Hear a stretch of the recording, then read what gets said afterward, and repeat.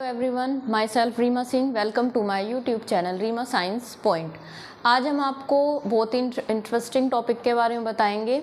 इसमें हम आपको सभी जो सेल के ऑर्गन्स हैं उनका आपको एक तरीके से हम ब्रीफ रूप में ये बता देंगे किस तरीके से उनका फंक्शन होता है और किस तरीके से वो सेल के अंदर अपने मैकेनिज्म को परफॉर्म करते हैं। इस सिस्टम को क्या कहा जाता है? एंडोमेम्ब्रेन सिस्टम कहा जाता है। इसको हम गर्ल सिस्टम भी कहते हैं। क्यों कहते हैं और क्या ये सेल के अंदर में क्या फंक्शन परफॉर्म करता है, चलिए हम इसको डिटेल में समझते हैं। स्टार्ट करते हैं। अब यहाँ पे ये मैंने एक सेल ड्रॉ की हुई है। आप इसको अपने अकॉर्डिंग जब आप प्रैक्टिस करेंगे तो आप अपने अकॉर्डिंग इसको बना सकते हैं सही तरीके से। तो सेल के अंदर क्या होता है आप सभी को पता है, न्यूक्लियस होता है। और न्यूक्लियस ही क्या करता है, जितनी भी सेलुलर एक्टिविटी होती है सेल के अंदर इनसाइड द सेल, उसको क्या करता है, वो कंट्रोल करता है। तो अगर हम न्यूक्लियस की बात करें तो न्यूक्लियस में आपको ये भी पता है कि इसके अंदर क्या होता है, जेनेटिक मटेरियल होता है। इसके बाद अगर हम बात करें जो न्यूक्लियस की आउटर मेम्ब्रेन होती है, तो आउटर मेम्ब्रेन से हमारा क्या अटैच रहता है, एंडोप्लाज्मिक रेटिकुलम। मैंने यहाँ पे डायग्राम बनाया हुआ, ये हमारा न्यूक्लियस है और इसकी आउटर मेम्ब्रेन से आपका क्या अटैच है, एंडोप्लाज्मिक रेटिकुलम।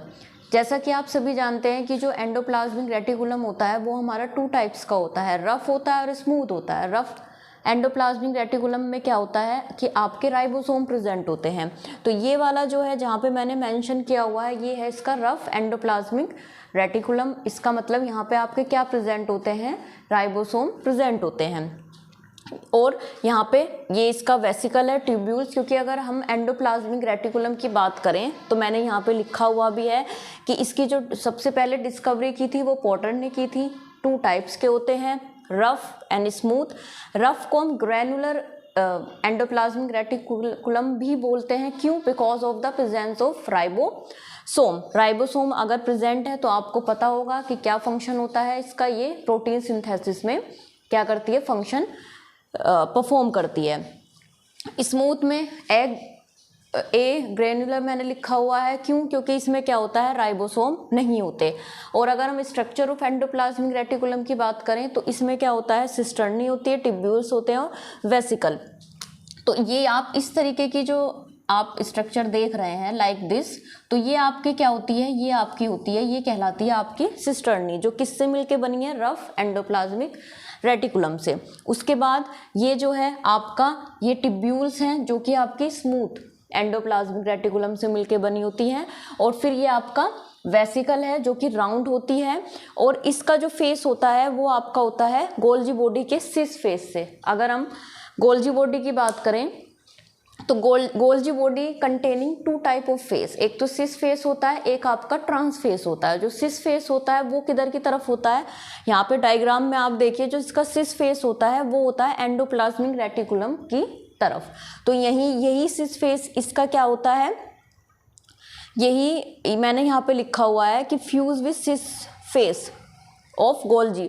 तो यही वेसिकल जो होती है वो क्या करती है, जो इसका सिस फेस होता है गोल्जी बॉडी, इससे क्या हो जाती है, फ्यूज होती है। तो इसलिए हमेशा ध्यान रखना कि जो वेसिकल होती है एंडोप्लाज्मिक रेटिकुलम के स्ट्रक्चर में, जो वेसिकल होती है वो कहाँ पर प्रेजेंट होती है, वो प्रेजेंट होती है आपका जो आपका गोल्जी बॉडी है उसका सिस फेस की तरफ, जिसको हम क्या कहते हैं, कॉन्वेक्स फेस भी कहते हैं। आपको फेस पता होना चाहिए। दूसरा जो फेस होता है गोल्जी बॉडी का वो हमारा होता है ट्रांस फेस, जो कहाँ की तरफ होता है, प्लाज्मा मेम्ब्रेन की तरफ, टूवर्ड्स द प्लाज्मा मेम्ब्रेन। अब जब हम अभी मैं आपको केवल समरी फॉर्म में बता रही हूँ, जब हम डिटेल में इसके बारे में बताएंगे तो हम आपको बताएंगे कि एंडोप्लाज्मिक रेटिकुलम के फंक्शन क्या होते हैं, सभी सेल ऑर्गन के स्ट्रक्चर और उनके फंक्शन भी हम आपको डिटेल में बताएंगे। तो मैंने आपको अभी तक क्या बताया कि अगर हम इनसाइड द सेल की बात करते हैं तो आपका न्यूक्लियस होता है, न्यूक्लियस से अटैच आपका क्या होता है, एंडोप्लाज्मिक रेटिकुलम होता है। और एंडोप्लाज्मिक रेटिकुलम की जो सिस फेस की तरफ आपकी वेसिकल होती है जो अटैच होती है गोल्जी बॉडी से। अब यहाँ पे क्या होता है, गोल्जी बॉडी में आप देख रहे होंगे यहाँ पे वैक्यूल्स है, किधर की तरफ, ट्रांसफेस की तरफ। अब आगे का प्रोसेस क्या होता है कि जो वैक्यूल्स होती है यही आपका क्या बनाती हैं, फॉर्मेशन करती हैं लाइसोसोम का। जब हम लाइसोसोम आपको बताएंगे तो वहाँ पे हम आपको एक पॉइंट बताएंगे कि जो लाइसोसोम है उसका फॉर्मेशन किसके द्वारा होता है, by the help of Golgi body. तो आपको ये ध्यान रखना है। तो ये वैक्यूल्स क्या करती हैं, प्राइमरी लाइसोसोम बनाती हैं जो कि इनएक्टिव होती है। अब आप कहेंगे मैम अगर ये इनएक्टिव है तो इसका क्या फंक्शन होता है, लेकिन बेटा ये एक्टिव भी होती है। कब होती है ये मैं आपको बता रही हूँ। अभी तो ये इनएक्टिव फॉर्म में है तो इसको हम कहेंगे प्राइमरी लाइसोसोम। लेकिन जैसे ही हमारे सेल में कोई भी बैक्टीरिया सेल क्या करती है, अंदर घुसने की कोशिश करती है, या इस प्रोसेस को हम कहते हैं एंडोसाइटोसिस। कोई भी बैक्टीरियल सेल या कोई भी हार्मफुल सेल, अगर सेल हार्मफुल सब्सटेंस कह लीजिए आप, या बैक्टीरियल सेल यहाँ पे हमने लिया हुआ है, बैक्टीरियल सेल आप कह लीजिए, तो जब ये अंदर घुसने की कोशिश करती है तो सेल इसको क्या करती है, इनगल्फ कर लेती है। मीन्स अंदर की तरफ इसको क्या कर लेती है, इनगल्फ कर लेती है। तो इसी प्रोसेस को हम कहते हैं एंडोसाइटोसिस। फिर क्या होता है कि ये जो आपका बैक्टीरियल सेल है, ये बैक्टीरियल सेल है और ये हो गया आपका प्राइमरी लाइसोसोम। ये दोनों क्या हो जाते हैं, एक दूसरे से आके, यहाँ पे ये मैंने प्रोसेस लिखा हुआ, एक दूसरे से आके अटैच हो जाते हैं। इसको हमने क्या कहा, सेकेंडरी लाइसोसोम। थर्ड स्टेप में क्या हो जाता है कि ये क्या होता है, जो लाइसोसोम है, लाइसोसोम में आपका जो है हाइड्रोलाइटिक एंजाइम होते हैं। तो वो क्या करते हैं कि ये जो बैक्टीरिया है इसको क्या कर लेते हैं, इनगल्फ कर लेते हैं, यानी कि इसको मार देते हैं। अगर मैं सिंपल वर्ड्स में आपको बताऊं तो क्या करते हैं, इसको इनगल्फ कर लेते हैं या इसको मार देते हैं। और जो इसका बचा हुआ, किसका, बैक्टीरियल सेल का जो बचा हुआ रिमेनिंग पार्ट्स होता है वो क्या होता है, वो एक्सोसाइटोसिस के थ्रू सेल से, या जिसको हम एक्सोसाइटोसिस कहते हैं, उसके थ्रू क्या हो जाता है, ये सेल से बाहर चला जाता है, ये सेल के अंदर आता है इस तरीके से।